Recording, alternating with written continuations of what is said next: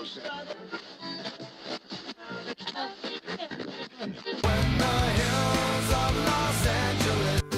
Angeles, I'm and most Hollywood nights. She goes to California, oh, California. What you say about Los Angeles? LA got the people saying,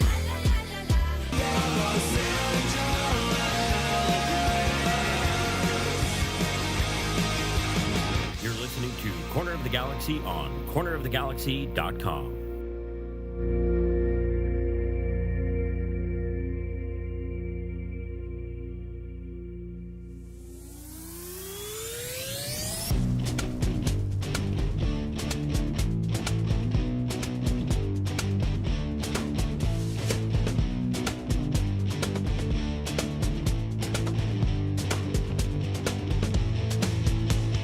Welcome to Corner of the Galaxy, the show that talks 100% LA Galaxy soccer. We're glad you could join us. Now it's time to sit back and relax as your hosts navigate through the twisting, turning, but never boring world of your six-time MLS Cup champion, LA Galaxy. Hello, everybody, and welcome to Corner of the Galaxy on cornerofthegalaxy.com. I'm your host, Josh Guesman, coming to you on a Thursday, March 20th. LA Galaxy getting ready to take on Minnesota United coming up on Saturday. Another early game, another body clock game. We'll talk about that. Minnesota will be shorthanded. The Galaxy also will be shorthanded. We'll talk about injury updates and who will be missing from this particular lineup, so we'll get you ready for all that fun. And we got some game stats and some other things to go over. We still haven't closed the book completely on the Portland game as well. So to help me do all that, we are so glad to have him back in the fold. It's Alex El Nino Ruiz. Alex, how's it going, bud? Good, Josh. I mean, great to be here, talk to you all like Galaxy after a horrible U.S. men's national team performance we just watched a couple hours ago. I was going to say the goal of this podcast will be suck less than the U.S. men's national team did there for a little while. Yeah, I mean, hey, CONCACAF, a Nations League is going on. It's over at SoFi. I mean, sort of a preview of what the World Cup is going to look like at SoFi. So this is sort of that first big soccer push into SoFi outside of when, the Galaxy played there on the carpet and all that fun stuff. But they actually got real grass in there again. Total preview of where the World Cup is going to be. It's pretty crazy to think that the World Cup will be at that stadium. The World Cup will be in Los Angeles, that you'll be able to see those games. And that's like, we're getting close to a year away at this point. That seems pretty crazy. Yeah, and, USA obviously didn't have the best crowd there. But I feel like this game that's going on with Mexico and Canada, like that's the real, hey, this is the real taste of what the World Cup's going to look like. The Mexican fan base is always going to show, especially here in Los Angeles. And, Canada have some great players in Alphonso Davies and Jonathan David. So I feel like that game that's going on right now, that one, you're going to feel that atmosphere of World Cup in that game more than you did the U.S. game. Yeah, I mean, it looked like it was pretty empty there. Again, the starting time not ideal for 4 what o'clock you're trying. in Los Angeles, city known for traffic. You were talking about the Mexican fans traveling, though. The LA Galaxy coming up and facing Tigres coming up. You can get tickets for that one. That's going to be in April 1st, and we talk about unlikely starting times. 8:15 p.m. Do we have to get notes from our parents to stay up that late, Alex? I do. Okay, you do. Yeah, you're a parent yourself. I need to talk to mom and dad real quick. Okay, good. Just let me know. If you need somebody to sign off on the permission slip, I'm there for you. 8:15 p.m. is your Pacific time start time. That's on Tuesday, April 1st. Tigres coming in and a really big test for the LA Galaxy, possibly though. And Alex, I'll let you share it because you were on the call and you asked the question. You have an injury update for us for all the LA Galaxy fans out there?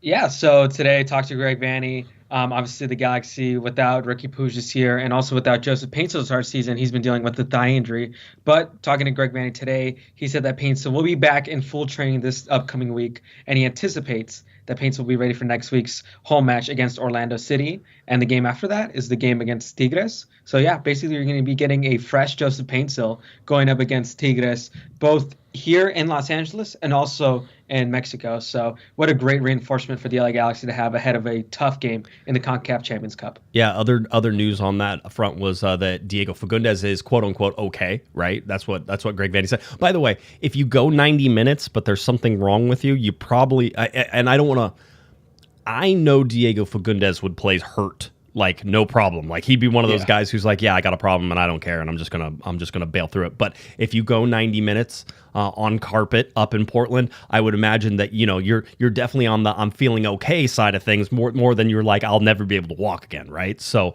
wasn't surprising on that. But then Marco Reus sort of day to day right now. What did Greg say about that? Yeah, I said it was day to day.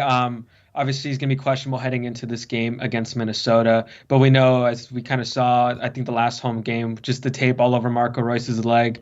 Given his injury history, he's a guy who his body, I don't know if fragile is the right word, but there's a lot of maintenance that goes into it. And if you want him to be healthy for the whole year, there's going to be moments like this where he's not going to play for a couple of games. But yeah, it's going to be questionable for Reus to head over there to Minnesota. Obviously, they played without him in Portland and looked okay. Obviously, the second half was a lot better compared to the first.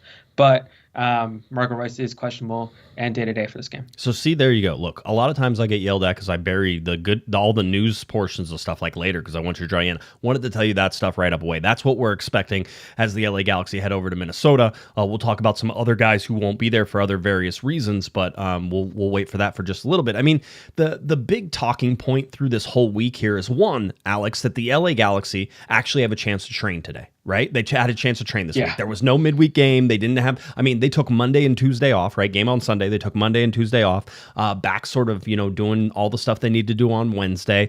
I would say probably a rather robust training session today on Thursday as you get forward. And then tomorrow's a walkthrough and you're talking about departing towards Minnesota Friday afternoon and sort of heading to the game that way. But the lack of training time, there's benefits and negatives to all this stuff, right? I would say this. Eventually, all these games, and you look at Minnesota, who hasn't been playing, some of these other competitions and stuff like that. Eventually, you would hope that, especially for a team that's struggling a little bit, like the LA Galaxy, to find it, that the repetitive nature of the games will help them. I don't know if it helps this month because they're so jammed together, but perhaps in this game, as you're looking at Minnesota, perhaps the repetitive nature of playing all these games, of having the game time experience. Flooding through all the different guys that have sort of come and gone throughout the lineup so far, that should benefit the Galaxy. I think that probably benefits them more in the latter months of this year than it does in the early ones. But perhaps you see something where the Galaxy have played enough games to sort of start to gel a little bit more than they would have at the beginning. So maybe this is a good time to face Minnesota and all that. So that's one of the things I think is a big storyline is training time. The other thing is going to be Greg Vanney's decisions, and we saw in Portland. John McCarthy over Novak Mitrovic. We saw, Zonka over Amiro Garces. By the way, Amiro Garces comes in and basically proves why Zonka was put in the starting lineup, right? Greg even mentioned that again today. He goes, the end goal, I think what he'd call a little sporty, that type of thing. But I mean, these are the things that we pay attention to, we watch, and we try to understand. And those decisions now, they're going to loom larger as you go to Minnesota. Do you think Greg changes course at all here, or do we feel like he's trying to prove a point? He seems angry, Alex. That's an observation for me, but he seems angry. He seems like he's fed up with these guys and sort of maybe, the Angels just banned cell phones in the clubhouse, this is like preseason. Your season's going to be crap when they're already banning cell phones. Like, is Greg going to go in there? It's like, everybody put your cell phones in a bag. I'm done with this crap. Like, I feel like that's where they're at. Yeah, it kind of reminds me of, I forgot the NFL, but I think it was Juju Smith-Schuster. He used to do TikToks before games, and then, they took that away, and then they got knocked out in the playoffs. So, yeah, the minute phones get taken away, he's in full, dad, I'm not messing around mode. Right. But, yeah, you're right, Josh. Lately, there has been kind of this passive-aggressive nature in Greg, not, towards us or any of the players, but more in his responses to things. He's more direct. He's more getting to the point of what's frustrating him rather than, him over-explaining it in a way that kind of sugarcoats it and where you kind of have to decipher in between the lines.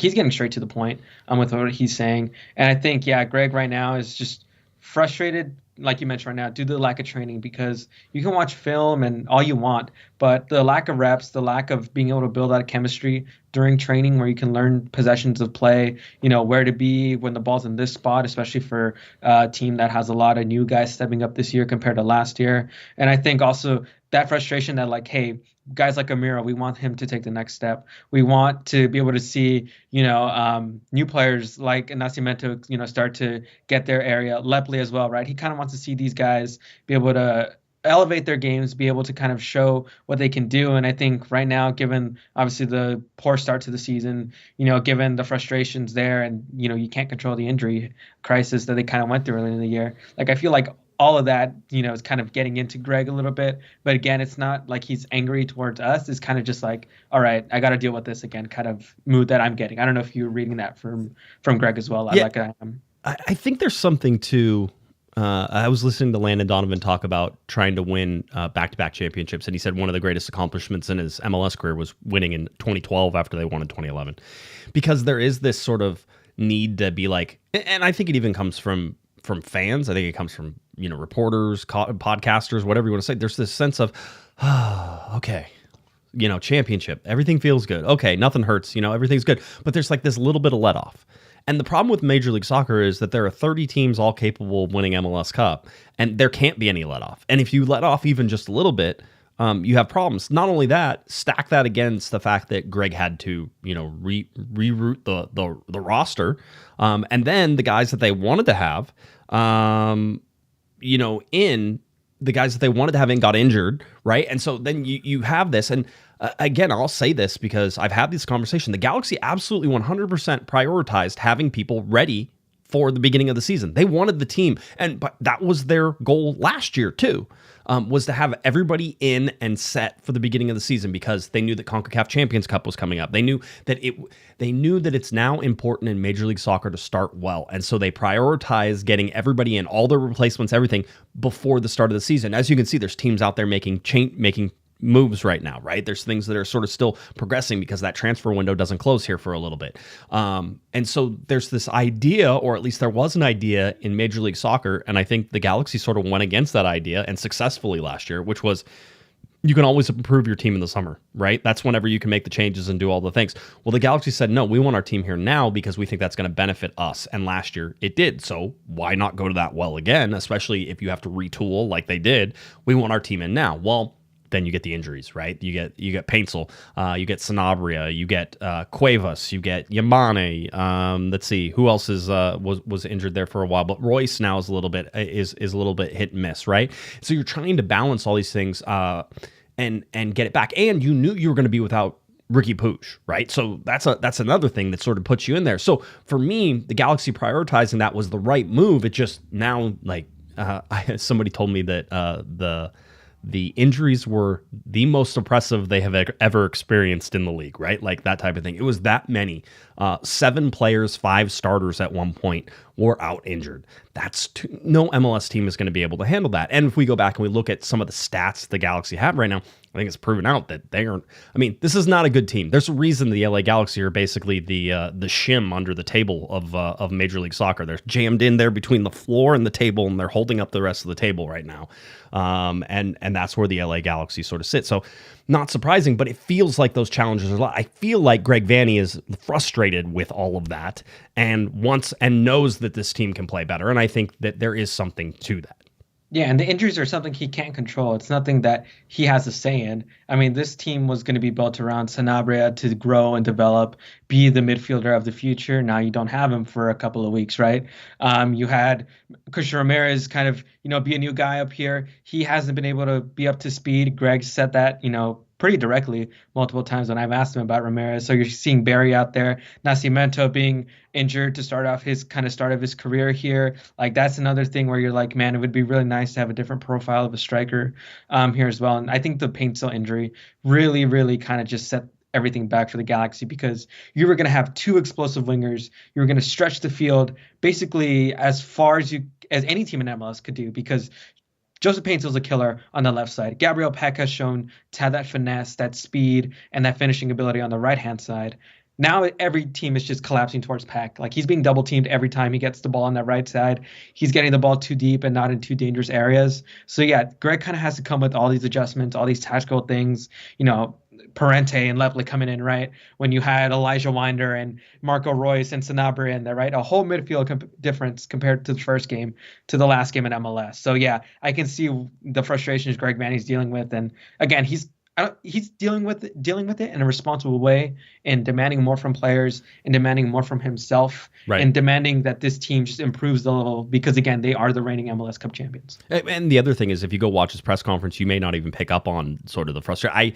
I feel like there's an undertone. Like, we've been around Greg for long enough that we can just sort of tell that, all right, there's something there that's making him angry. It's probably answering the same questions over and over again. I always feel bad about that. I mean, when you're being asked about John McCarthy and Novak Mitrovic every week, and again, that's a problem that the LA Galaxy created on themselves. 100%. The decision to start Mitrovic, so no sympathy there. But yeah, I can definitely understand frustration for that. I get tired of asking it too. If it makes anybody feel better, it just it's one of those. You have to. Yeah. What, are you not going to ask about that? Yeah, exactly. It's one of those things. But no, you sort of see that going. I was looking at some of the stats, and again, just some of the stuff that I keep track of. Right, so far we always talked about how important it is for designated players to be on the field, and right now you have 2/3 of your designated players missing, and 1/3 of those ain't going to be back for possibly most of the season.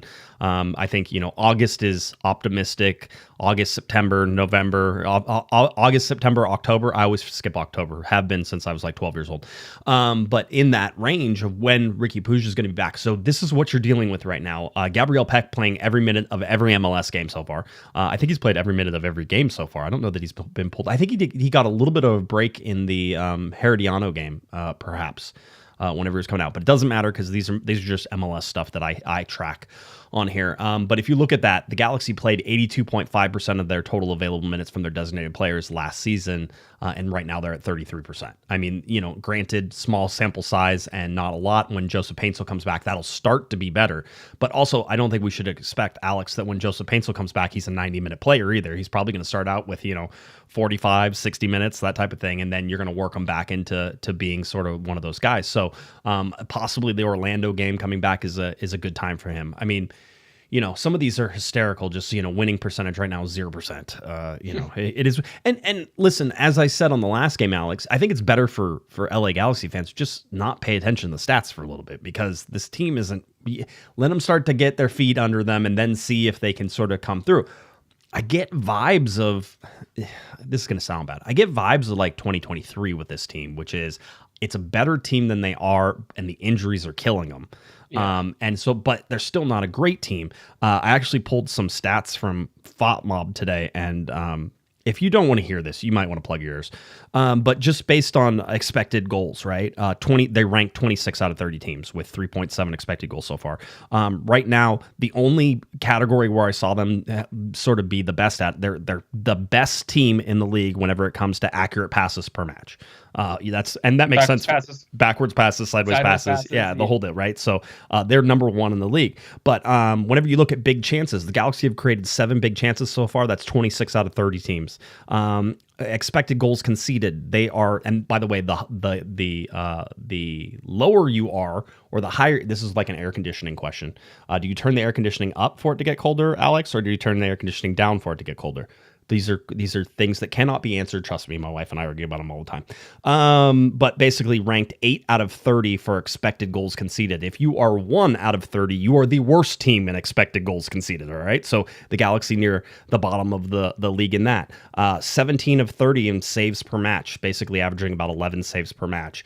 20 out of 30 in touches in the box, one of your favorite stats to keep there. And they've had 87, but they're 2/3 of the league is above them, basically. Yeah. Rank 20 out of 30 in fouls per match. And you're like, well, that's a good one. You don't want, but they're not being physical. They're not going in there and asserting. That's one of those hustle stats kind of things right there that shows you. It feels like a hustle stat, right? It feels like one of those things where you're sort of like, you should be in the middle of the pack. You don't want to be top. You don't want to be top either. That's not a place to be, but middle of the pack for that would be good. And they're not. So this is the LA Galaxy. I think I saw that whenever you looked at, expected goals and then expected goals conceded, the Galaxy basically are one of the bottom teams in Major League Soccer. So, 23 in expected goals and 23 and 26th in expected goals against, that type of thing. So these are not the stats of a good team right now. And I think we need to come to the realization that that's where this is. We've watched them play, Alex. We've seen them get better. We've seen them make progress, but the stats are telling us right now that they're still not anywhere close to a quote unquote good team, right? Yeah, you can definitely see it, given the Western Conference. it's kind of all over the place. Like if you look at the table now, you would not have believed that would have been the table come match day one. There's definitely a lot of change and a lot of uncertainty, and a lot of teams obviously that went through some big changes, that made some big additions. Galaxy being one of them, but more with the changes on the roster. But yeah, I mean, they don't look like they might. From the first 3 or 4 games I've seen of the Galaxy, I don't think they're going to be an elite team this year. They might be good. They might be good, but I wouldn't say they're going to be top of the pack. I have my doubts about the Ricky Puig's return. Again, we don't know if he's going to be the same player because his game was very much, quick sprints here and there, quick movements here, quick change of directions. On the ACL tear, like I worry that he might not be the same player. Right. So putting all that pressure on him once he comes back, I think is also another element that I think, might have people feeling underwhelmed if the Galaxy continue to kind of play at the pace they're playing at. But I mean, as long as you're just able to rack up results and survive right now, you're going to give yourself a chance because, again, more than half the teams in this conference make the playoffs or play-in or whatever you want to call it. Yeah. By the way, Alex in the chat says, when postponing plans, is it push it forward or push it back? See, what are we doing? This is exactly the thing. See, whenever I say, hey, can you turn down the air conditioning, Alex? For me, I want you to make it colder. That's for me. I want you to make it. Yeah, I mean, that's how I read it too. But no, my wife was like, you want me to turn it off? I'm like, no, I want you to turn it. I want you to make it colder. Well, that's turning it up. No, that would be making it hotter. So it's not a. If she hears me, she may come in here. We might have to like drag out this fight. Yeah, we don't want the show to get political too, so we're not going to miss that. It's not a thing that we want to get into. But here's what I'll say is, I don't know what this team is, and I think there's hints of what it could be. I think that whenever you give somebody like with elite speed and elite finishing with Joseph Paintsel on the other side of Gabriel Peck, that all of a sudden things start really opening up. It also allows you to do different things with Diego Fagundes as you will. I consider him a Swiss Army knife, and I consider him one of the most talented players on the roster because of the fact you can put him in so many places. I think he might benefit from being moved into more of a 10 spot while Marco Reus is out. So again, you can put Paintsel on the left-hand side. You can move Diego into more of a 10 down the middle. Maybe that gives you more link-up play with Christian Ramirez. Ramirez also, I think we should point out, is getting settled, and he's talked about it every time, basically, that he's coming. I think what was happening, if I picked up from his talk today, is that his parents were living in the house that he lived in here, and then whenever he came back, he now needs to live in that, and so his parents need to move out of his house to go to their other house. Like, there was some twist of families, but he said, my kids are all settled, we're not in an Airbnb anymore. He goes, that's just like a load off my mind.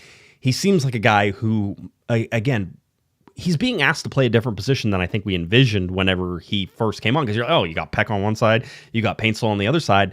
Just stand inside the box and knock in the goals, dude. Like that's how Dayon did it, and the whole deal. And going back to the Diego Fagundes thing, I mean, this was the exact type of situation Diego Fagundes was when he got here. He was living in an Airbnb. He was, not living in a place where it was considered home. And then the minute he, gets his own bed, he gets his own home. He has a great season for the Galaxy last year, where he's a key contributor to start the year when, Peck is getting acclimated, when, Ricky goes down, right? I mean, Ramirez is a replacement for Jovic, who had 20 plus goals and assists last year. And I think if you get a player like Ramirez settled, who has experience in this league playing for elite teams, as he did with the Columbus Crew the last couple of years, like he'll get that, clicking in his brain going. And we're seeing that now lately, where he's scoring goals, where he looks a little bit more comfortable. And again, it's just a matter of, can I stand in the box and just be at the right place at the right time? And Greg has even said it himself explicitly this year, like his job isn't that hard. Just be in the right place at the right time and you will score goals. You will get there, right? But you're asking him to be more in the build-up right now because there isn't as much creativity in the play. And so whenever he drops in, and he was supposed to be maybe a little bit more of a link up between the midfield and sort of the forwards. And we saw Dayon do it a lot, which was drop in a little bit, make a couple combinations, turn and burn, and get yourself into the box whenever that ball bounces outside in order to come into that center cross. You need more from Ramirez, and I think the more comfortable he gets, the more you're going to see him start to show maybe a little more explosiveness, a little bit more of his technical abilities. Quite honestly, the goal that he scored against Portland was a pretty technical goal. Whenever you look at him bringing it down, trapping it, and firing and putting that in, I was joking about it on Monday, but I'm like, it is the antithesis of the Greg Vanney sort of way of playing soccer, which is route one over the top, score a goal, right? They do all these passes, 535 accurate passes per match, right? And one of them is over the top to score a goal, right? And to do that, I will also say this, though. If you go back and you watch, and they were just showing some of the highlights of the LA Galaxy the last time they played Minnesota United, which was in the playoffs, and that was that 6-2 game.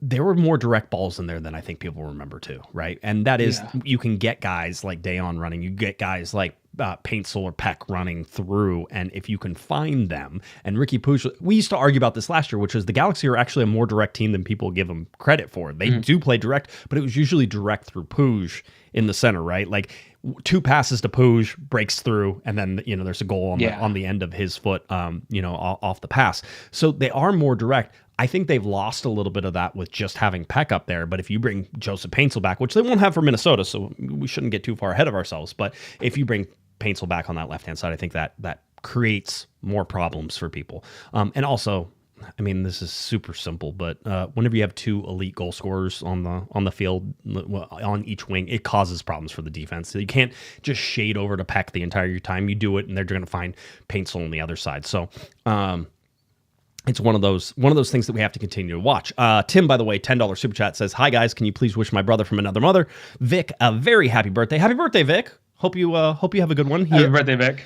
Tim says that Vic's birthday is today, and he's a huge fan. Next game, ticks and beers are on me. I hope you're saying that to me, Tim, and all of our listeners and everybody. Just let us know where to meet up. Alex will be the DD. All right, so we'll be good. Wait, you can drink now, right? Yeah, I can now. Okay, good, Alex. But you still have to be the DD because you're youngest. G's up. Got it. It's still early. It is still early, and that's the other part of this. I am not going to be somebody who's going to be ringing alarm bells. I like the whole "should we panic," and it's a good, fun, catchy podcast title and all those other things. And no, stop. 9 teams make the playoffs. I still feel like the LA Galaxy are among the best 9 teams in the Western Conference. I think that once you're able to sort of settle in with Paintsel, that this team will be a lot different. I don't know. See, the funny thing is with Sanabria out, I don't know whether that helps or hurts because we only saw Sanabria for 2 games and it was sort of like, okay, mixed bag. Like you didn't really see much from him, right? You were like, can I have a quick Sanabria take while we're talking about it? What do you got? Yeah, I think it was, I don't wish injury upon a player, obviously, but I mean the fact that Isaiah Parente has just come in and just been the guy in midfield. And there's Sanabria and Parente are 2 complete different players. With Sanabria, you had a guy at Nacional who was maybe playing, 35, 40 passes a game. You put in Parente here, and he has 110 touches his first game, 5 passes completed in his first match. Like, that is a huge shift in play style from players. And I think that's this kind of stuff Greg Vanney wants, where you're getting players who are comfortable with the ball at their feet. And Parente is a guy who can make those quick turns, who can be able to kind of, play that Ricky Ball-esque kind of style. And I think the Galaxy really, really needed that because I think Sanabria, looking at his personality, he's a shy guy.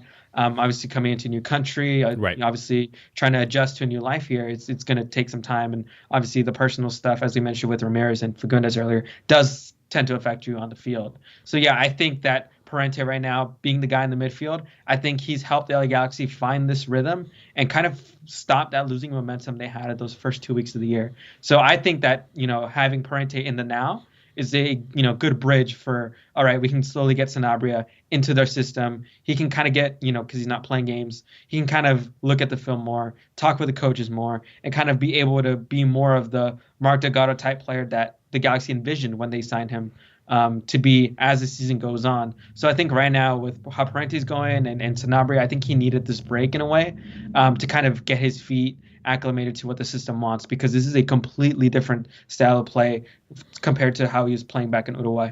I think it's a fair take. And also, you and I have watched Parente play now, and he has getting him on the half turns, Alex, like those little half turns that he makes, and then he fires through with a through ball and stuff. There's listen, I'm not saying he's Ricky Puig, but there's a Ricky Puig-esque-ness to him. There is I want to make big plays and big passes whenever I get the chance to. And he's probably a little more measured in terms of taking those risks. He doesn't like to take them as much.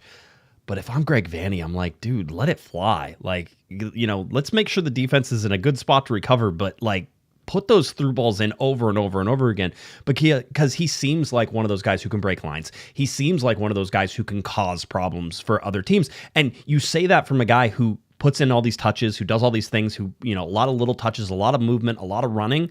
But I feel like he's capable of taking a huge step forward if he's able to start finding some of these through balls. And again, we'll say it again, you get Peck on those, you get Paintsel on the other side, and all of a sudden that starts changing things. And then Ramirez shows up in the middle of the box and it's tap-in city, right? And I make light of how difficult this, or how easy this game is sometimes, and it's so difficult. And what Greg Vanney is doing, let's be honest, Minnesota has, I think Vanney was even saying, and I went back and looked, I think he's probably right. They average about 35% possession, Alex. Yep. And for teams, there are a lot of teams in Major League Soccer. New York Red Bulls are one of them. In some ways, they don't want the ball. They don't want the ball because if you have the ball, you can make a mistake, right? And if you make a mistake, that's when transitions and turnovers happen. Instead, you want to take advantages of the mistakes. Minnesota is absolutely one of those teams. They will have 35 to 40% possession, and that'll be at home for them, right? And they don't want any more of the ball than that. Greg talked about it today. He's talking about transition moments. Why is he talking about transition moments? Because Minnesota is a transition team. And you see these teams in Major League Soccer, they're just transition teams. They're counterattacking teams. Get the ball, play it wide, strike, and then come back and be, 10 behind the ball, 11 behind the ball, and be difficult to break down on a low block. That is Minnesota. That is not, I would say, listen, it can be effective. It absolutely can be effective. We're seeing LAFC kind of move away from that now that they need a little bit more possession base and they got too attached to it. And I think that some teams get too attached to it, and that can cause problems. But what Greg Vanney is asking you to do, this is not a 101 course. This is like a 401 course, right? You're talking about advanced level senior tactics. He's talked about it with us, I think, rather openly, that you don't have to be in your position, but somebody needs to be in your position, and you need to be in somebody else's position once you understand where those moments are. You can go anywhere you want. We saw it against Herediano with Diego Fagundes going off to the right and creating an overload on the right with, Gabriel Peck over there, and then the Galaxy attacking through that right-hand side because there's an overload over there. Vanney is asking more total football than he is asking simple counter. Now, that can go really bad. That's easy for it to... We talk about it all the time. You give up a transition moment, you're not in the right spot. You put a pass in the wrong way, and you're going to make 535, 600 passes in a game. You put 2 of those passes in bad spots, and you're losing 2-0, right? And that's it's the advanced level. And some people don't like that. Some people don't want... I've been seeing people go, just go to a counter, Greg. Just sit behind the ball and go to a counter. That's going to be against how he wants to play. Yeah. And he has developed this team from the academy now up through the second team all the way up to play that way. Otherwise, how do you explain Parente coming in and understanding how to play in those positions and doing all this stuff? They talked about him instituting that at Ventura County and making sure that that's how they play down there. And that's how they're going to play up here too, so that people are ready. Harbor Miller talked about the same thing. Yeah. I played that way down there. I can play that way up here. So it's an advanced level thing. Sometimes that's good. Sometimes that's bad, right? And we've seen sort of the bad side of it sometimes is that you have a younger team without as much talent that can cause themselves problems. And, kind of like we talked about earlier, Josh, I mean, this team had a full week of practice to kind of go over, this 401 course, this more advanced course where these new guys are actually going to start to kind of understand what we need to do against teams that play against the ball, that are going to sit in a back five, right? 2 banks of 4. So I think, being able to have this full week is going to be really great for the Galaxy because you're going to go through a lot of film. Greg's going to instill the tactics of what they need to do this weekend. So yeah, I mean, it's just about, can we apply it? Can we do it when, the lights are on, when we're playing in the middle of the day? So it's a good test for this LA Galaxy team. And I think if they come out with a win against Minnesota, I mean, I think it's going to be, obviously it's going to be, because it's the only one of the season, it's obviously going to be such a big monumental moment that, hey, we can adapt to playing against these type of teams, these teams that are basically going to be capitalizing on us making mistakes. If we can get a victory and 3 points in these moments, I mean, that's going to be a great confidence boost for the next couple of weeks. We can take a look at it. One other thing, one of Josh's simple stats is the LA Galaxy have failed to score first in any of their games in Major League Soccer play. The one game, of course, they did score first in was the Herediano game. And then what do you know? You win a game. It's just we're going to talk about Minnesota and sort of that low block. And And one of the ways you can defeat a team that wants to play on the counter is to score first. And whenever you score first, you bring them out of that shell and make them possess. And, if the Galaxy end up at 50% possession and they'll win the game. Like, it's one of those where if you're forcing Minnesota to carry the ball and it's 50-50 in terms of possession, that means you're drawing Minnesota out. They have to play against you. The one way to do that, the easiest way to do that, is to score a goal and score it early and sort of put it up on the board and say, okay, now come get it. Because the Galaxy will play more defensively, more carefully afterwards, and Minnesota will have to attack with build-up play, which isn't their strong suit. So that's something that we've repeatedly seen throughout the start of this year, is that the Galaxy don't score first. You have to score goals first. And it's a stupid, easy stat. It's one of those things that's like basic gameplay, but it's so important to how the Galaxy are able to win games, especially on the road. You want to win a game on the road? Score first. Make them chase the game, make them worry about it. One of the other things that we certainly have to look at is the Galaxy start. Right now, tied with the worst start for 2020, and remember, 2020 was a shortened season, right? So 1999 even had 2 points through 4 games. The LA Galaxy had 3 points in 1997 through 4 games. So it's imperative that the LA Galaxy sort of get off the slide here, pick up the win, pick up the points, and sort of continue to advance through this season. I will say this: a point in Minnesota is a good point. I don't think you're looking at this and what the LA Galaxy have to do and what they have to accomplish on the road, early body clock. I'm going to be one who's going to jump up and down about body clock in this game, because this is going to be, it's a 1:00 game, 1:30 Pacific time game for the Galaxy. It's a stupid time to play soccer. It makes sense in Minnesota only because the weather will be okay at that time. It's like probably one of the warmest times of the entire day. So it makes some sense. I have weather here later too. But that's one of the things that you sort of want to watch for this Galaxy side. Yeah, I'm looking forward to kind of just seeing that, because, against Portland, where they played at 1:00, you saw them kind of struggle in that first half. Second half obviously got a little bit better. So I wouldn't be surprised if we saw that pattern again on Saturday against Minnesota. You could see it for sure. Despite everything, the longest single season losing streak right now, the LA Galaxy are at 3. If they would, that's something that got broken with the draw up in Portland, so you don't have to worry about that. But if it went past 4, at any point during the season, it would be sort of that new record for Greg Vanney since he joined the LA Galaxy. They've never lost more than 3 games in a row. That's not across all competitions, but in league games. The other part is that even with the Galaxy right now winless in 4, it's still not as bad as last year where they were winless in 5, and that was an MLS Cup year. Now, there's a lot more losses in that one than last year. There were a lot of draws in that one, right? But the whole deal, but just keeping an eye on things and trying to put things a little bit in perspective. The winless streaks, the win streaks are always sort of goofy anyway, as we look at it. Again, the March month has been extremely busy. The Galaxy, for some reason, will now travel away to Minnesota.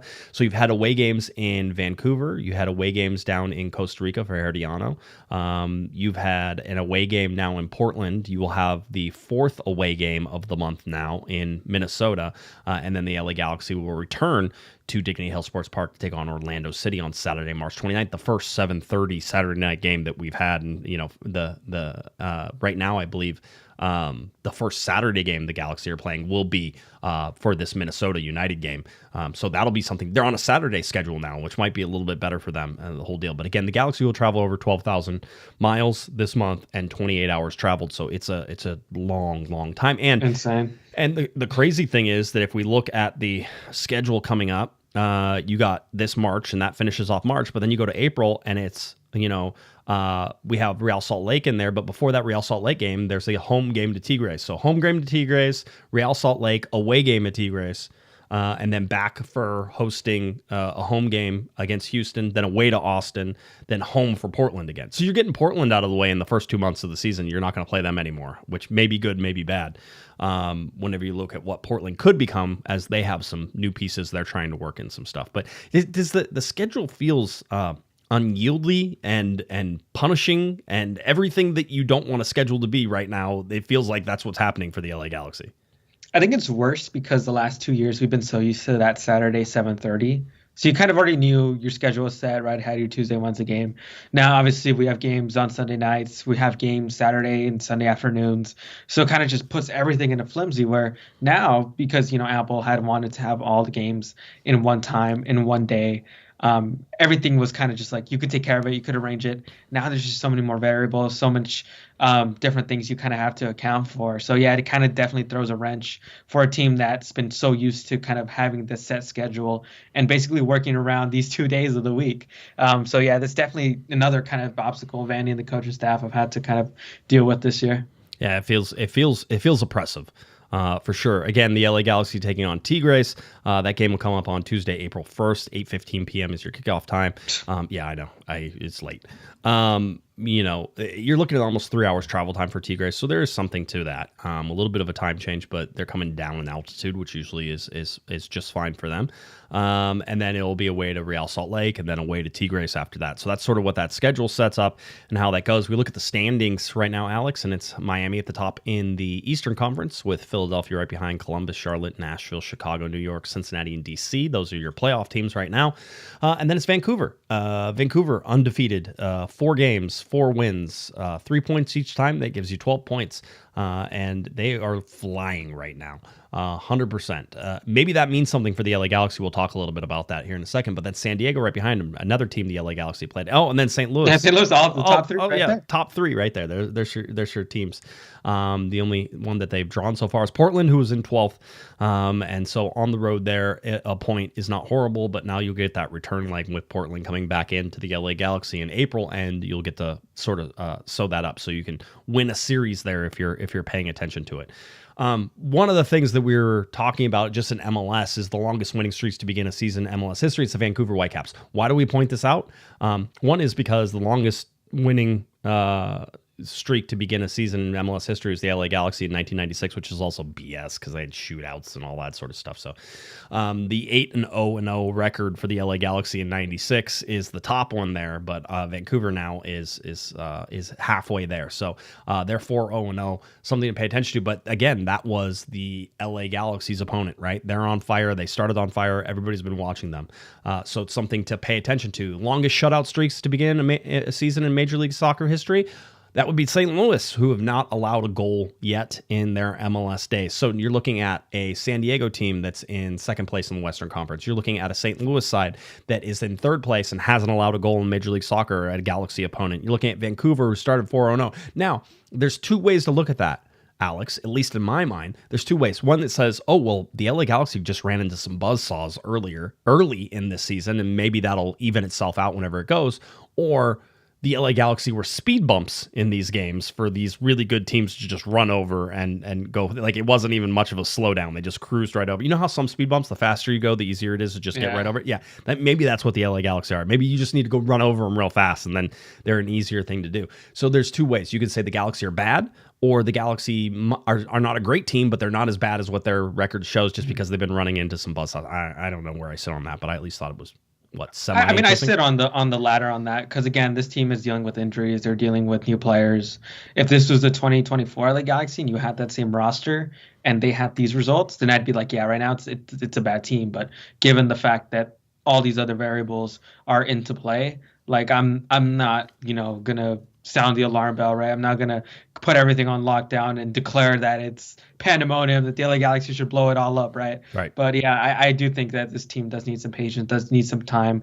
And again, we've seen it with kind of Greg Vanney teams, and whenever he's kind of working with new players or younger players, there's some time and there's that development kind of gap before they break out and before the team starts to find success. So I'm banking on that. Given he's an MLS Cup winning coach for the LA Galaxy and given what we've seen in these last 4 years with him. Yeah, I think he deserves the chance to get it right. I think that's where the frustration really comes from, as we were talking about this earlier. I only bring this up because most goal contributions are the first 150 MLS appearances. Anytime there's history being made in Major League Soccer, the LA Galaxy are involved. In this case, it is Mr. Robbie Keane in there. And what an amazing goal contributions he had in his first 150 MLS appearances. He had 128 goal contributions, which is just ridiculous. 83 goals, 45 assists. Only Joseph Martinez had more goals. He's tied, actually, I think 68, 69.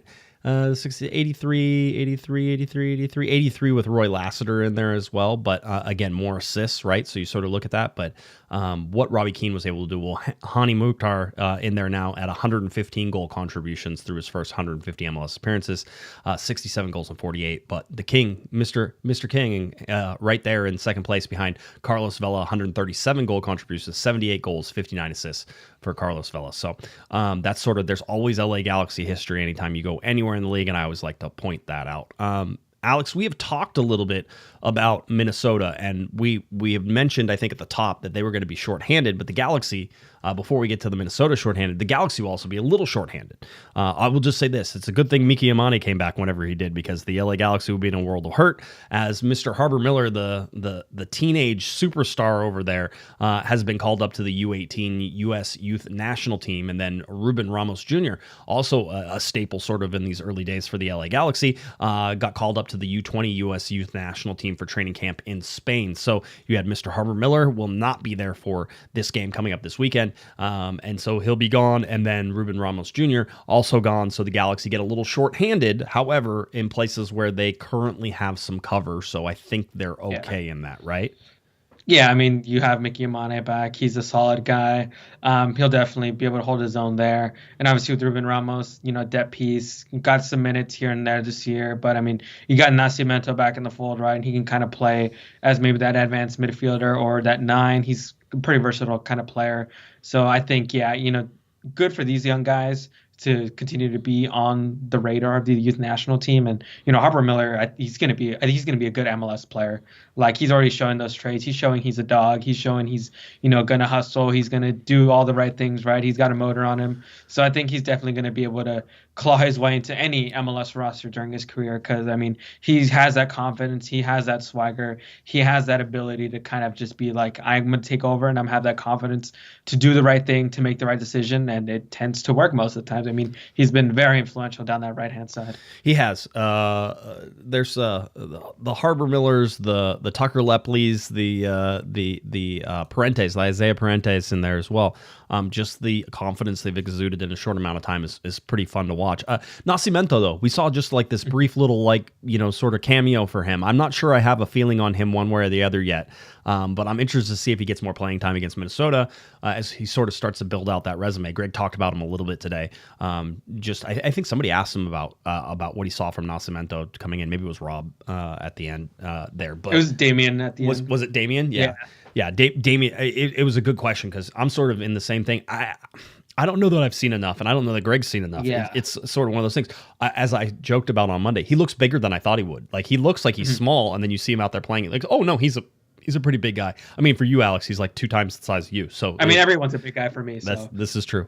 It's not true what everybody says, that Alex stands on the chairs during the press conference. That's not true. I just wanted to make sure that we kill that rumor. I totally don't. I'm totally not the same height. When I get up from a chair, totally not. Stand up. Oh, he is standing up. All right. Alex is like the best sport in the reporters' room and stuff like that. It's pretty brutal in there sometimes. So Alex is a someone's got to be the fun size guy in it. No pun intended. 100%. We have a good time in there. No, so that's what we sort of sit there and look at that. I'm excited to sort of see what happens now. Now let's go to the Minnesota game. I know we've been talking about it on and off, but Saturday, March 22nd, 2025, 1:30 p.m., 1:40 p.m. is your kickoff time. MLS Season Pass is where you can find it at Allianz Field in St. Paul, Minnesota. If we go and look at the weather for the day, supposed to be a high of about 46 degrees, wind southeast out of 10 to 15 miles an hour. Sort of interested to see what it is. There is some chance of rain, I think, later that night, but I don't think there's going to be rain during that game. It looks like it'll be a little bit. But you are starting this game at what, 1:30, 3:30, roughly, I think, local times. Yeah. Are they central? Yeah, if it's a Fox game, I think it might be like 1:45ish, but I mean the same time. Yeah. So the whole deal with all that is to watch sort of this game and play out. But I don't think the rain's going to be there. It's going to be a little chilly. Christian Ramirez today was asked about the weather and whether the weather. He goes, you don't never know about the weather there. He goes the day before a game it'll be bright and sunny. The next day, it's snowing. Minnesota's coming off a weird game they played against Sporting Kansas City. If you want to watch a wacky game, go watch that, because just to point out, Minnesota had no no point in drawing that game whatsoever. It was 3-0 with 20 minutes left in that game. It was like the 76th minute or 73rd minute whenever Sporting Kansas City finally started that comeback. It was 3-0 to Minnesota, and they should have buried that game, and instead they drew it. So I would expect that there's a pretty angry Minnesota side right now wanting to sort of atone for what I would say was a pretty pathetic effort to close out that game. Now, it was snowing. The orange ball was out, right? So it was one of those. It started snowing, I think, late in the first half whenever they started playing. So they brought the orange ball out. The orange ball's out. The snow never really accumulated, so it wasn't like it was a whole big deal, but it was snowing a little bit. So it was a weird game, but you don't think snow would sort of, upend Minnesota at all. It should be right in their wheelhouse. So I thought that was a strange game that probably doesn't help the Galaxy out, because if you go on the road, you're winning 3-0 and somehow they come back to tie it with 20 minutes left, then you're going to feel like you have to sort of pull out a performance here, right? Yeah, they're definitely going to be a motivated bunch for this game. The interesting part of that, though, is that motivated bunch isn't really with the team right now. Right, that is the big deal. And let me go pull up my my tweet, and this is from Andy Greeter, who says, here's the schedule for the Minnesota United 6 players away for international duty. That's right, 6. Dane St. Clair, starting goalkeeper. Tani Alawasei is away with Canada. Michael Boxall is away with New Zealand. Robin Lod is away with Finland. Carlos Harvey, which too bad. There was an LA Galaxy reunion coming in there, but he's away with Panama.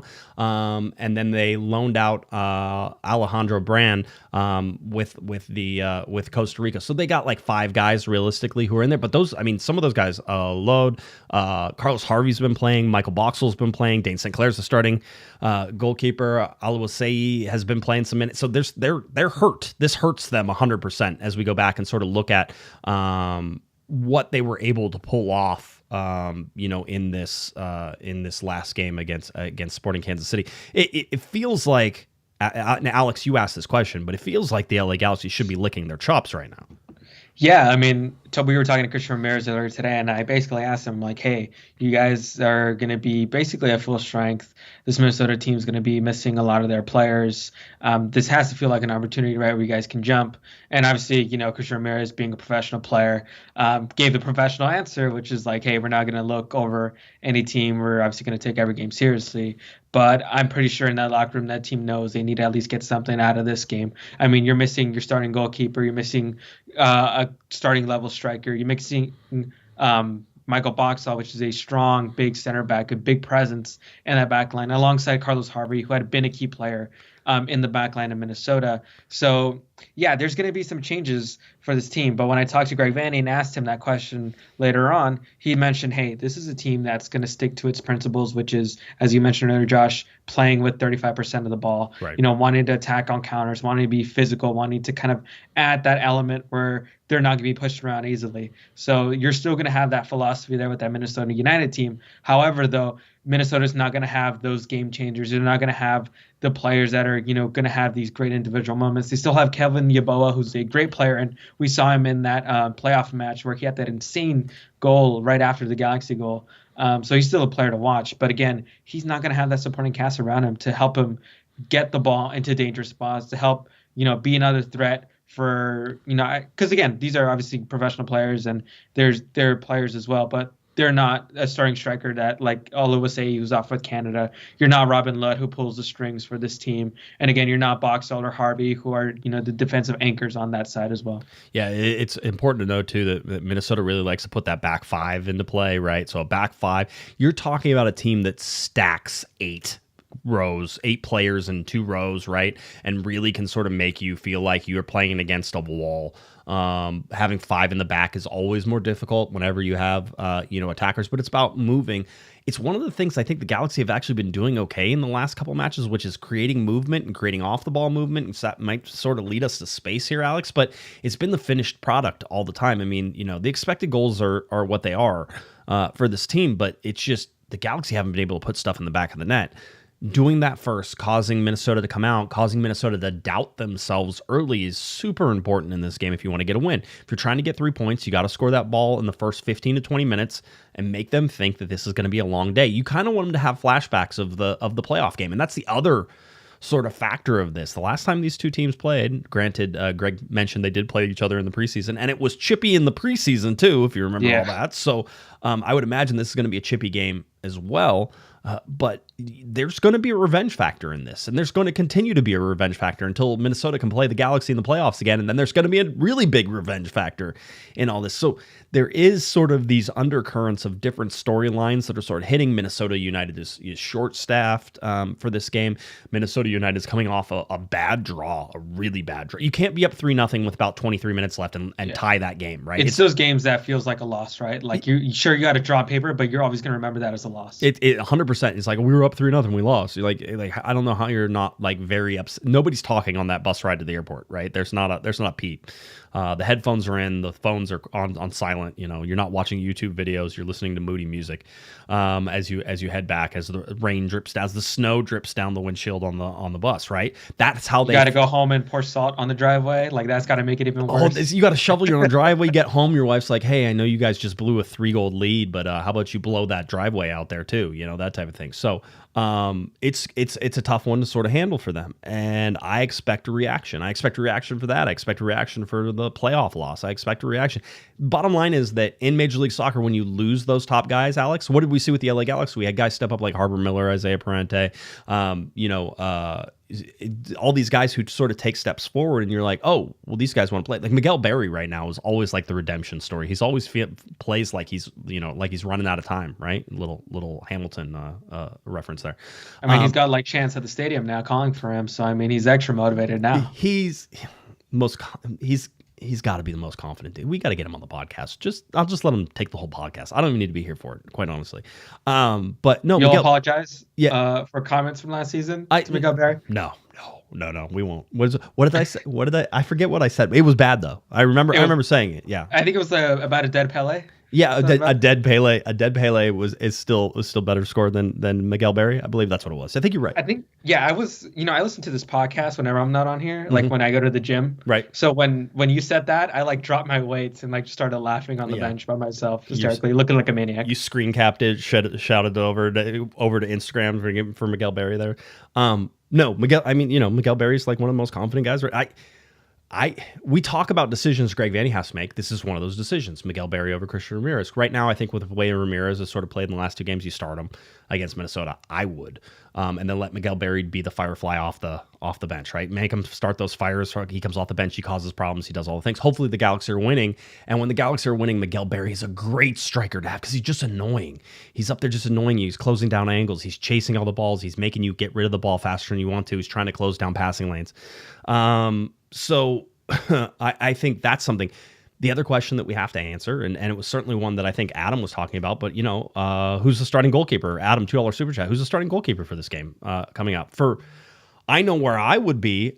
I would find it a little crazy if all of a sudden Novak Mitrovic starts this game again. Like you're going to give me whiplash, Greg Vanney. Like, let's either hit the gas or hit the brake. Let me know which one it is, and let's stay in a position and stay in the lane. Wait, do you feel that I mean, I'll be honest, this is not something I know, nor is it something that I could honestly guess. I used to guess lineups a long time ago, and I was accurate throughout the league at guessing lineups, by the way. And I don't know that I could guess this right now. I would say that it's John McCarthy. If it's me, John McCarthy. But I also would have started John McCarthy at the beginning of this year, so I think I'm a little biased in that whole thing. So yeah, this is a problem that the Galaxy created, as we mentioned earlier. But yeah, I know I'm going back and forth because I'm like McCarthy. He's there. He's looked good in his 2 games. But at the same time, like if you don't play Mitrovic, like you just kill his LA Galaxy career, in my opinion. Like he's not going to be coming. If you can't beat John McCarthy right now, then I don't think that you have a future at the LA Galaxy. And we know the expenditure. Oh, you go for it. No, I'm thinking about this because we also have CONCACAF Champions Cup coming up. Do you want Novak Mitrovic playing against Tigres? Like, see, this is where like if you flip it, because you could flip it again. You could put Novak back into MLS Studio and say, okay, you get back in there because, John, we got Tigres coming up and you're going to be that guy against Tigres. We want you ready, but the whole deal. You could play that game. And to me, that's also a smart play because I think I want John McCarthy in the Tigres game. Yeah. you're getting to a point where it's if Novak Mitrovic can't come in and put in some solid performances for the Galaxy, and not all of it is his fault, but I'm certainly not going to let him off the hook for a lot of it. If he can't, then I think you're right. Where does his career go? I mean, the Galaxy have 4 goalkeepers. There's one too many goalkeepers. We've been talking about this. No team carry. You have no Jam, you have no Tam, but you have 4 goalkeepers. One of these things doesn't belong here. One of these things is kind of the same. Sesame Street time. 4 goalkeepers, something's wrong. And I think they could be down to 3 goalkeepers, just depending on what they decide to do. And I mean, there was somebody in the press box, I won't use their name because they didn't tell me I could, but they were ranking LA Galaxy goalkeepers, and they had Novak Mitrovic as the 3rd best LA Galaxy goalkeeper because John McCarthy and JT Marcinkowski were both above him. And Marcinkowski is a really solid MLS goalkeeper. You don't sleep on that. What do you do, Alex? If it's you, who do you start? Oof, I think I'm going with. I'm gonna stay with the pattern we have right now, which is Mitrovic in the league and John McCarthy for CONCACAF. I think right now you still have to give Mitrovic that chance. You've made the early commitment to him. You have to at least give him a talk and give him that, hey, things aren't going as we wanted. Both me and you understand that right now we're not going towards a path that is very fruitful. And I think obviously having this, I would say mini benching in a way for Mitrovic is that wake-up call to be like, we need to be more efficient. We need you to have more confidence. We need you to be able to command the box a bit more. And that's one thing I love about John McCarthy is that guy is loud. He will basically be screaming to call the ball. He will let his center backs know when to come out or when to let him get the ball, when to shield the ball. I think Mitrovic needed to watch that for a couple of games and understand that's what's demanded. And I think once he starts to be a bit more vocal, starts to be more communicative, because that's been the thing with these errors from Mitrovic in these moments where, we kind of, have those face palms is we want more communication from him. You want to see him be able to command and instruct players a lot better. McCarthy has done that, and he did that all of last year, which is what led to them, it was a key part of them winning MLS Cup. If Mitrovic can, do maybe half of that improvement in these next couple of games, then I think you're starting to build his confidence, and then maybe you start to see a bit more of, ROI on the investment you made from Mitrovic. But for me, I'm keeping Mitrovic on there, but giving him the warning that, the leash is getting shorter and shorter. Yeah, it's an interesting one, and we get to find out sort of where that goes. The other one is Zonka and Amiro Garces as well, because I think Minnesota plays more counter, because I think they have more speed. I think it would be wise to have somebody like Amiro Garces in there just to be able to cover the speed with how they like to play. I think there's an advantage to that. I think against Portland, because that team doesn't play with a lot of speed, it made more sense possibly to go with Zonka. So I imagine that Amiro Garces comes back into this game. Doesn't mean he's going to, by the way, because I think Greg Vanney he certainly was trying to make a point, and then he said, hey, Amiro Garces, don't screw this up, and then he goes in and almost screws it up, and it's sort of like, you're like, bro, what did I just tell you? It's like, come on, you're killing me here. I kept you out. And Greg Vanney talked about how even pulling Diego Fagundes off in the 90th minute unbalanced the team for the last, 6-7 minutes, because it just wasn't set up correctly. And then you had Amiro Garces making a 2-footed tackle inside the box that should have been a penalty kick. Should be worth noting that the refereeing crew that was in charge of, and the VAR crew that was in charge of the Portland game did not get assignments for this week. I don't know if that means anything or not. I don't pay enough attention, but I would just like to someone's in the doghouse. I will say this, I think the major flaw in the pool reporting game right now is that the away team or the away reporters that are watching can't issue a pool reporter question. Yeah. Because you can bet your bottom dollar that if that was at Dignity Health Sports Park, we would have asked a pool reporter question. By the way, you're talking about 2 of the 3 pool reporters right here on this podcast.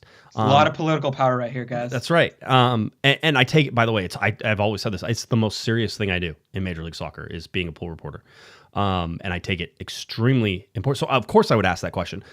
I don't think anybody in Portland asked. Now it happened late, which is always a problem whenever you're talking about pool reporting questions, but it didn't happen so late that you shouldn't have been able to ask a question. And I wonder whether, especially from the home team side of things, you would want an answer to that. All we have is Phil Neville saying that his captain was told that this was what it was. That's not a quote from the referees. And I have half a mind to ask Pro to give us something on it, because I feel like it's not fair that Phil Neville sort of said, "Oh, this is what it was," and everybody just takes that as a word. I don't know that that's you need correct. the primary source, right? You can't go off the coach who at the moment is very emotional, right? That's not something as reporters you should 100% take as gospel. You need to hear from the rest, considering we have access to be pool reporters and the reporters in Portland. And like, I'm with you, Josh, as well. I haven't been able to kind of find any reporting on that. No, there's been nothing, and that means it's a failure of the like pool reporting system, right? I mean, that's on the reporters. That's on everybody, and it's a conversation for another time. There's still some things. It got better, but it's not there yet. There should be no reason, Alex, why you and I, as pool reporters in Los Angeles, shouldn't be able to ask that question in that game. Because I guarantee you, it would have gotten out. We would have been able to publish that and make sure that the referee side of things was out there, and then we could have known. By the way, that was a penalty. I mean, it's a penalty, right? I know I was giving Kevin crap on the Monday show, but you go back and watch that enough times, and it's a penalty. Yeah.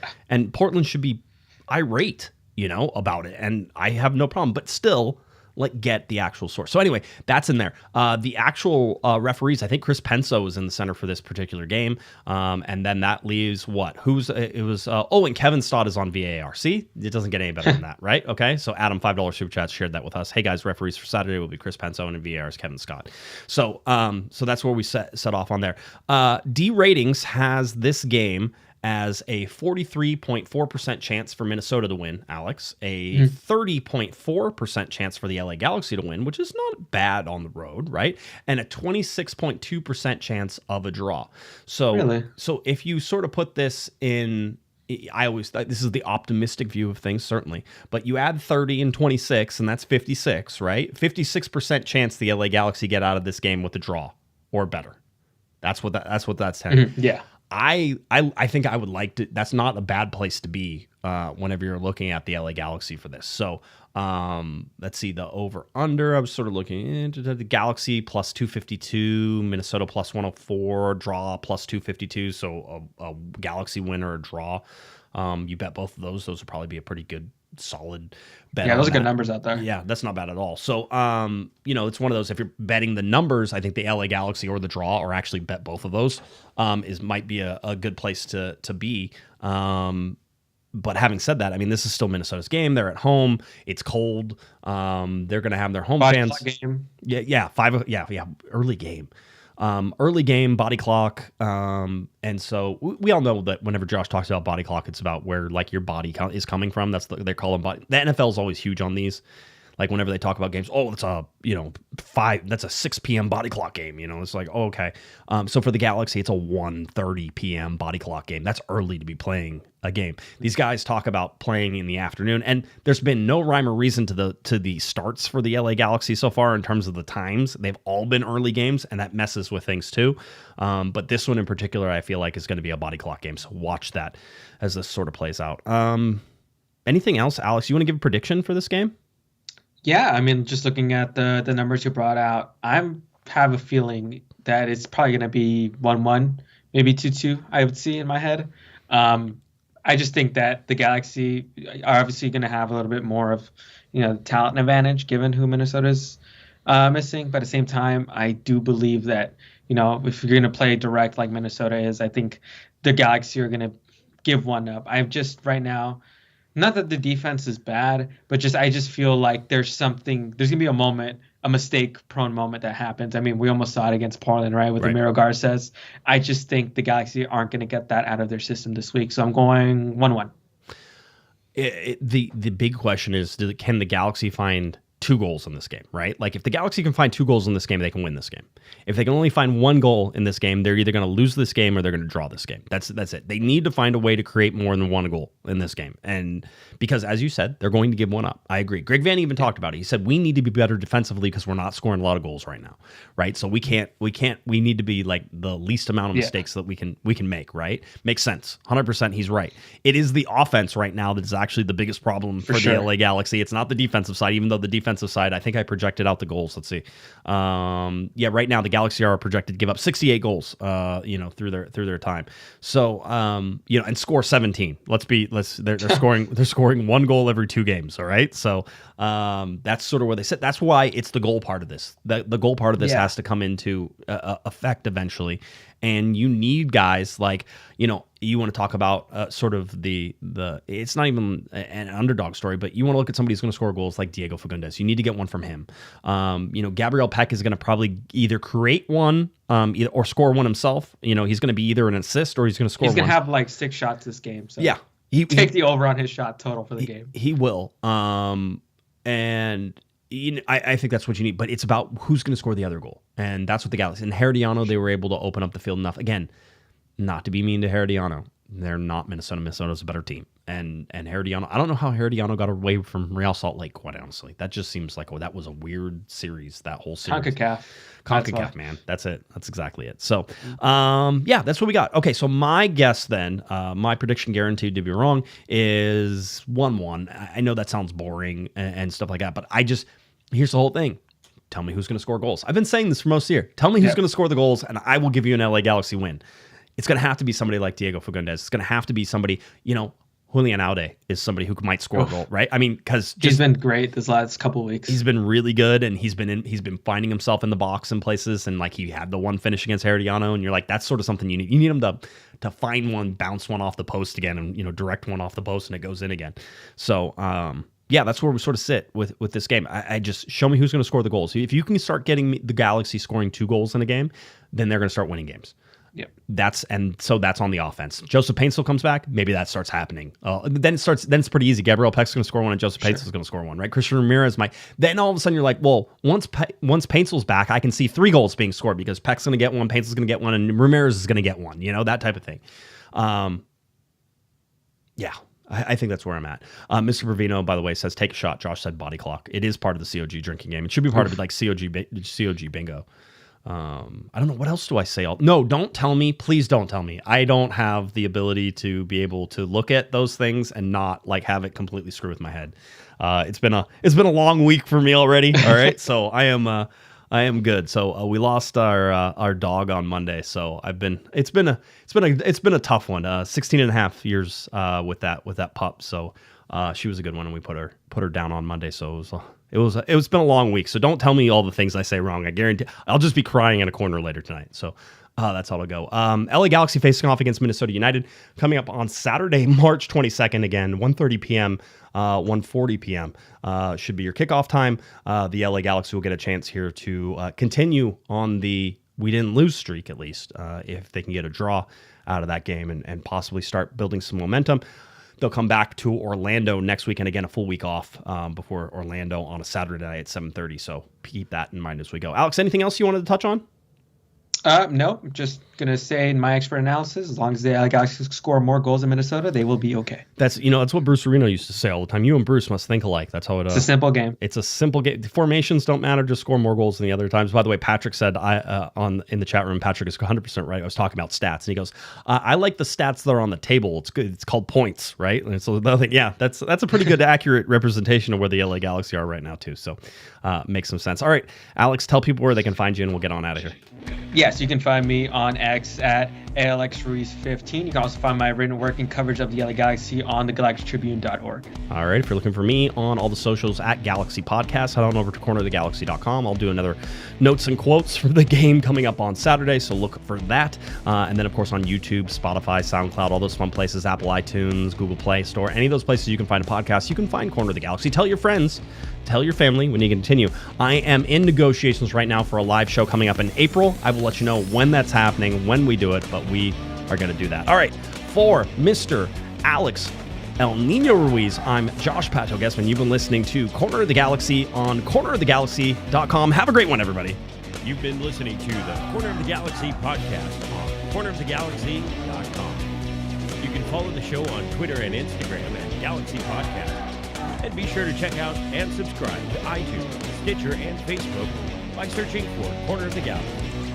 Fans, we thank you for listening, and we ask that you be kind and courteous to your neighbors as you leave the podcast. We thank you for joining us and look forward to seeing you again. Until then, I'm Michael Araujo, and on behalf of the entire Corner of the Galaxy crew, goodbye.